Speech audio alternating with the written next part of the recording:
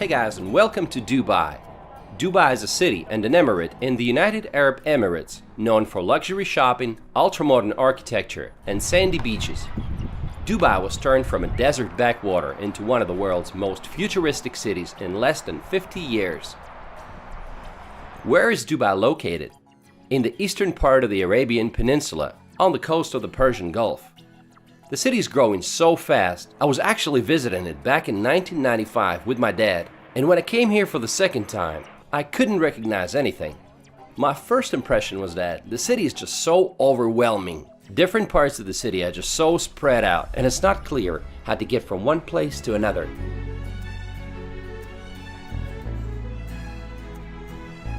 First of all, let's point out some cultural aspects. Although Dubai is the most liberal of the 7 emirates, it is still an Arab emirate, and much of its culture is influenced by Islam.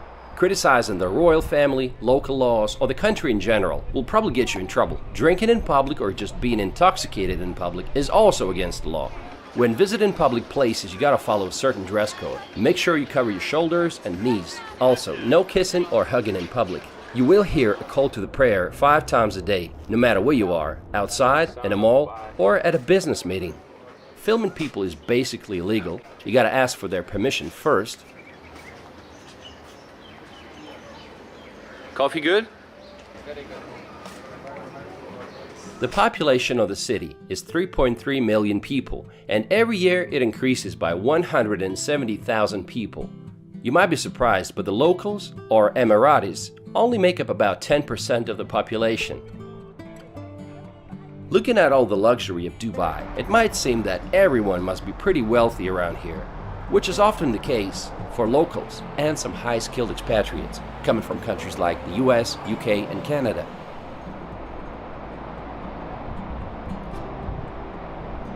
But it's a completely different story for the construction workers and the taxi drivers that come from Pakistan, Bangladesh, India, Nigeria, Egypt, and other countries, who only average about $600 or $700 a month. Hello. Hi everyone.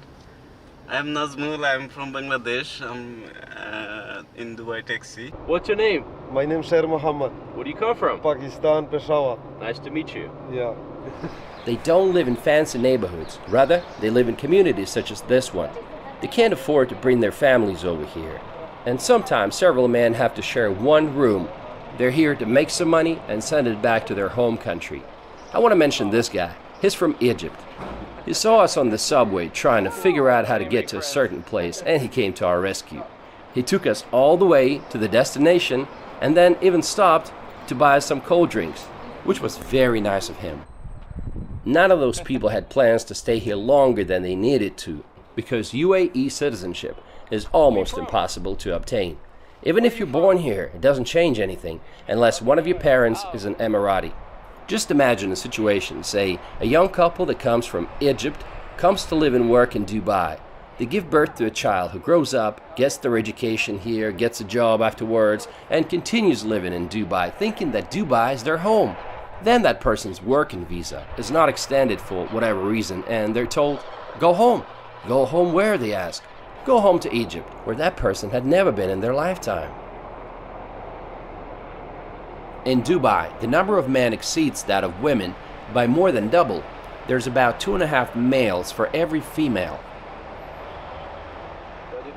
Today, less than 5% of the Emirates' revenue comes from oil. Instead, the economy relies on trade, tourism, aviation, financial services, and real estate.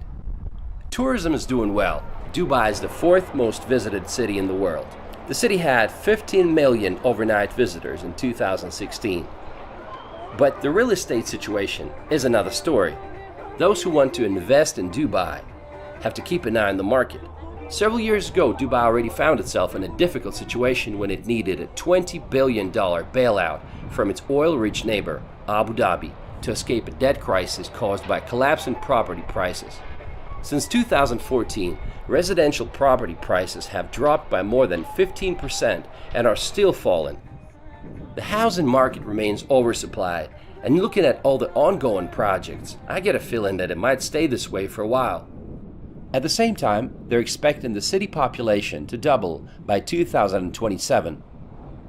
Everyone's betting on Expo 2020 to turn things around, for which Dubai is ready to spend $8 billion on infrastructure.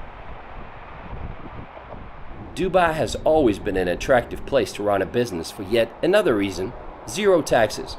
But in 2018, the government implemented value-added tax VAT at a rate of 5%. Not too bad, but it's not zero anymore. Dubai is in the desert and it's hot. Summer days can be as hot as 50 Celsius or 122 Fahrenheit, and it's sunny throughout the year. It is hotter here than in Phoenix, Arizona, so you get the picture. Even the taxi drivers from Egypt that I talked to said that in the summertime it's hotter here than it is in Egypt. It's in the desert, so water supply is a major challenge. Close to 99% of potable drinking water in Dubai comes from desalination plants. Just imagine how many cubic meters of water they need every day for the city. In this part of the world, you know a city is wealthy when it has a lot of green parks and gardens and palm trees. You know Dubai is located in the desert, so it takes a lot of water to keep it all green and nice. Everywhere you will see some water systems and some hoses. Look at these flowers. There are hoses everywhere. And you can't have too much fur. And when it's 50 outside, I mean, you gotta keep it short, right? Dubai is not very walkable, so you'll have to be relying on public transportation to get you around. But most people just prefer to use taxis. Dubai is jam-packed with things that are designed to be the biggest or the most extravagant in the world. It has this attitude of nothing is impossible. The Burj Khalifa is the tallest building in the world. It's an 830-meter tall tower that dominates the skyscraper-filled skyline. By the way, Burj in Arabic means a building. While without a doubt it's a true masterpiece, it might be just a little bit of an overrated site for tourists. Do you really want to waste 2 or 3 hours in line just to see the city from above? I decided to pass on the idea because you can admire the building from outside for free. But did you know they're already building a taller building? It's called Dubai Creek Tower, and it will be at least 100 meters taller than Burj Khalifa. Dubai has the world's largest flower garden, Dubai Miracle Garden. The garden has a total of 45 million flowers. So nice to find yourself in this beautiful area and take a break from the busy city.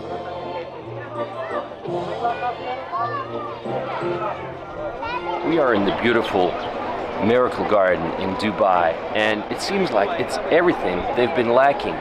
All the greenery and all the different kinds of flowers. Dubai is basically a desert, and over here you feel like you're in Thailand, and it's just a wonderful place, and you should definitely visit that if you're in Dubai. During the summer months, the garden stays closed for obvious reasons. It's too hot.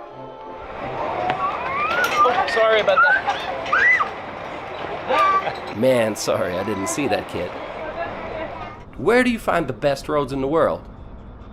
For 5 years in a row, the Emirates had been #1 when it came to quality of roads, according to Global Economy. And of course, if you have some super roads, you need some supercars, right?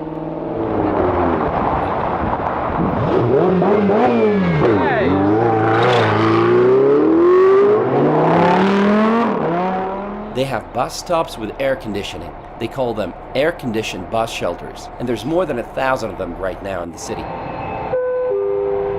Dubai has the world's longest fully automated metro system, where all trains run without drivers. Most of it above the ground. They have 2 lines, a green line and a red line.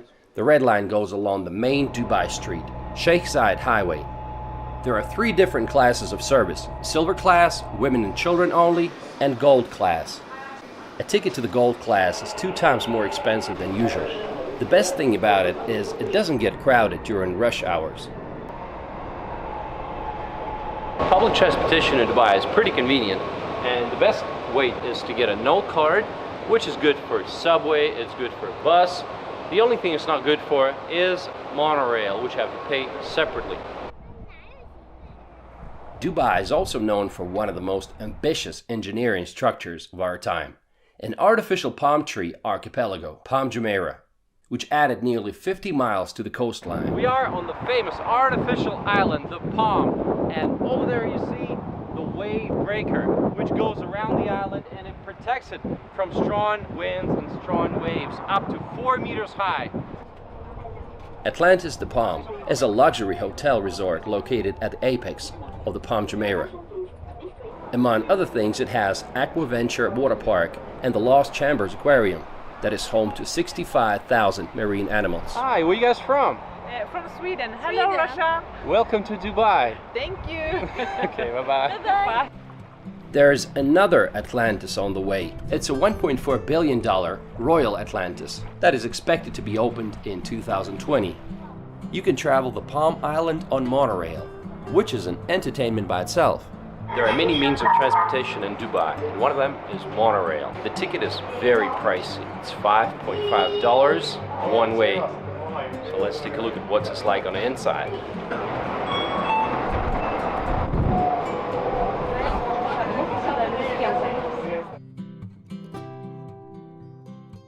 To get a good view of Palm Jumeirah, you might want to go to Marriott Harbor Hotel that has a bar on the 52nd floor with a wonderful view. Did Palm Jumeirah turn out as successful as they planned it to be? Well, not really. Instead of an exclusive private enclave, you got a generic copy of American suburbia. The houses are standing side by side at 3 times the original planned density. In fact, they were planning a larger series of developments called the Palm Islands, which were going to be many times larger than Palm Jumeirah. And also the world, a series of islands representing the world, like every single continent. But all these projects had to be suspended since Dubai property market crashed in 2009. I'm sure you have seen this hotel before. It's called the Burj Al Arab. This hotel claims to be the only 7-star hotel in the world. It is frequently recognized as the world's most luxurious hotel. It was built in 1999 for $1 billion on a man-made island. The cheapest room starts at $1,500 a night, while a royal twin bedroom suite will set you back $15,000. Dubai is a city of shopping malls. Like, what do you do on those hot days? People go to the malls to escape from the heat. The Mall of the Emirates is one of the largest malls here. It's got Ski Dubai, an indoor ski resort with 5 ski tracks and a snow park. You can also visit an ice cave and go sledding. Can you believe that? Yes, right in the mall you can go skiing, in one of the hottest places on the planet. Another mall is the Dubai Mall. Today it's the 2nd largest mall in the world, but it used to be the largest. If you like exotic cars, then in front of the Dubai Mall there's always something to look at. It's a bustling entertainment center with mesmerizing sights and attractions, often viewed by most Emiratis as the ultimate shopping destination in the city. Let's look at some things that you can see inside the mall. The Human Waterfalls. One of the finest artificial waterfalls that I've ever seen. There's also an aquarium, one of the largest in the world in fact, 2.6 million gallons of water. Outside they have a fountain show, which always gets crowds and crowds of people. You can actually take a boat ride or go walking around the periphery of the lake and view all the shops and the restaurants. These lovely people from India that were traveling with me in that boat wanted me to film them and their baby, so their wish is granted. There are 65 malls altogether in the city, and each one of them is trying to be unique in some way. Take a look at this one. It's called Wafi Mall, and it's styled after ancient Egypt. Honestly, I'm not a big fan of shopping, and I easily get tired of huge malls. What can you do outside of the city? Dune bashing. Dubai lies directly within the Arabian desert, so you can go dune bashing in a 4x4. Most often, it's a Toyota Land Cruiser or a Nissan Patrol. My family certainly enjoyed it. It was like riding a roller coaster, and I asked the driver how many times he flipped the car in his life. He said none, so this made me feel more comfortable. Wow.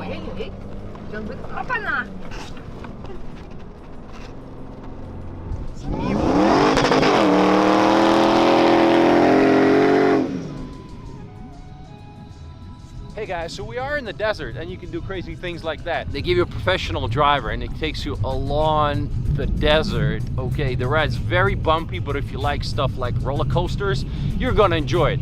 And on top of that, you can ride a camel if you want some nice pictures. But we're about to have some dinner, so let's go do it. There are other things to do in the desert like snowboarding on a sand dune, riding an ATV, and so much more. Well, I have zero experience, so I want you to see me fall. It's not even riding.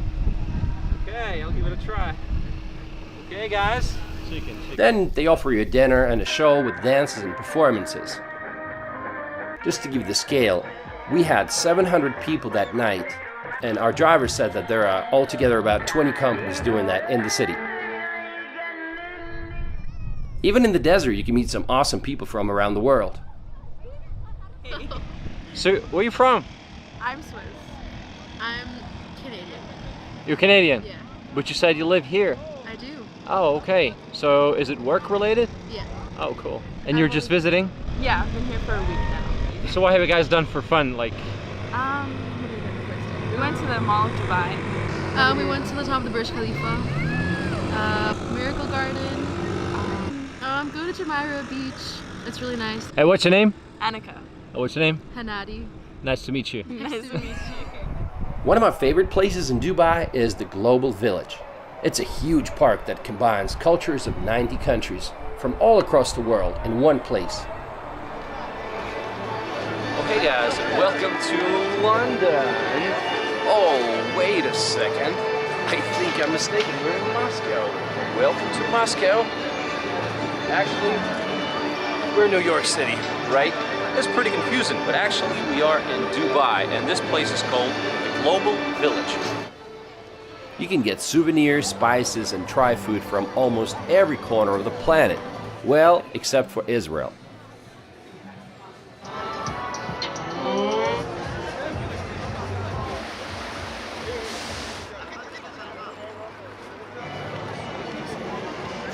They got temples of Thailand, Forbidden City of Beijing, the Eiffel Tower, and so much more. And they also have different shows during the night. Like they have this monster stunt show 3 times a night with cars and motorbikes, and you can enjoy some incredible performances, fight scenes, drifting, stunt bikers, and they even had a tank. Those who love amusement parks are really going to enjoy Dubai because it has a cluster of theme parks and water parks like Legoland, Bollywood, and Motion Gate, and others. Let's take a look at some different parts of the city. Deira is Dubai's old financial district. It sits on the east bank of Dubai Creek. At one point, it played a vital role in the economic development of the city. Today, Deira is a bustling commercial residential district with some old markets, including some specializing in spices and gold. The most recognized landmark is Deira's Clock Tower. Then you have downtown Dubai with Burj Khalifa and endless skyscrapers. Sheikh Zayed Highway is the longest street in Dubai. It gives the full feeling that you are in the city of the future. On both sides of the road there are numerous skyscrapers that seem to compete in height and originality. Look at this structure looming over the city's financial district. It's called the Museum of the Future. It will be open just before the World Expo starts in October 2020. One of the newest areas in the city is Dubai Marina. It's a modern, expensive residential neighborhood that has one of the largest concentrations of Westerners living in the city. It's just a walking distance away from the beach at JBR, which stands for Jumeirah Beach Residence. There's plenty of things to do here, from jet skiing to skydiving. A new addition to this district is Blue Waters Island that opened in 2018. It's an artificial island that will feature a 210-meter tall giant Ferris wheel called Dubai Eye. Of course, it's going to be the largest in the world. What else did you expect? Dubai has a number of beaches to choose from. Let's take a look at some of them. Kite Beach. It is Dubai's sportiest beach, a favorite with many kite surfers. People come here to jog or play beach volleyball. There's also a skate park, an outdoor gym, and plenty of other things to do. Dubai. Where you from? Ah, Where you from? I'm from Alaska. No, this can't be right. You're from Alaska. How are you, man? Don't worry, don't worry. No corona, don't worry. Everything is. How are you, sir? I'm from Alaska. I travel all over the world, but Dubai is the best place in the world, you know. Is that right? You have east and west, everything. No corona, nothing. No virus, nothing. Yeah, everything is clean, yeah? Okay. The rulers here are fantastic. It's a growing economy. Everything is booming here. Life is beautiful. No taxes. Fresh air, free of charge, complimentary, you know. What's your favorite part of the city? Favorite part of the city is the Kite Beach, you know. The Kite Beach? Oh, it's fantastic. We're right here on the spot. Right here. Right place, right time, right people. What more you want, man? But what about the parks?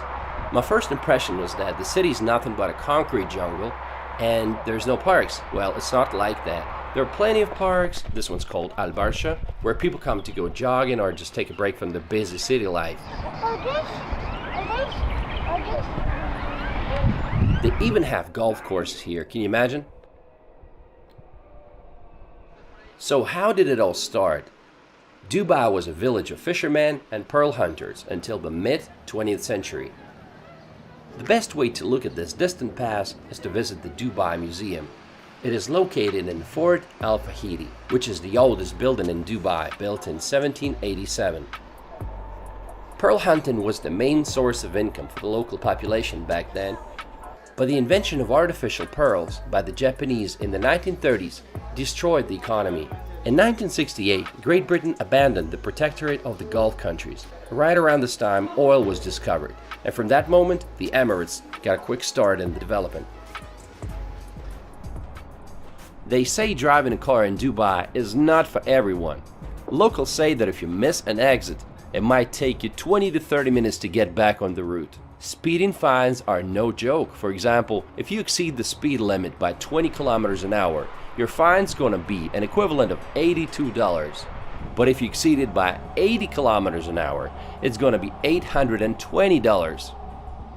Once, a British tourist got stuck in Dubai after racking up $45,000 in speeding tickets in a rented Lamborghini. In 4 hours, he triggered every speed camera on Sheikh Zayed Road, and they wouldn't let him go until they paid the fines in full. One of the newest additions to the city is the Dubai Frame. You can see it from a distance. Its height is 150 meters. It has a glass floor.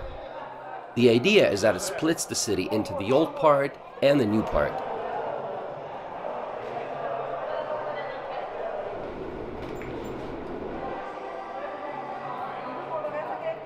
What's it like for the locals to live here? Emiratis, like I said, make up only 10 to 15% of the population. They get plenty of perks from the government, like $20,000 or more as a wedding present. Polygamy is allowed, so you can have more than one wife. There's an Arab joke about this. If you have one wife, she will fight with you. If you have two wives, they will fight for you.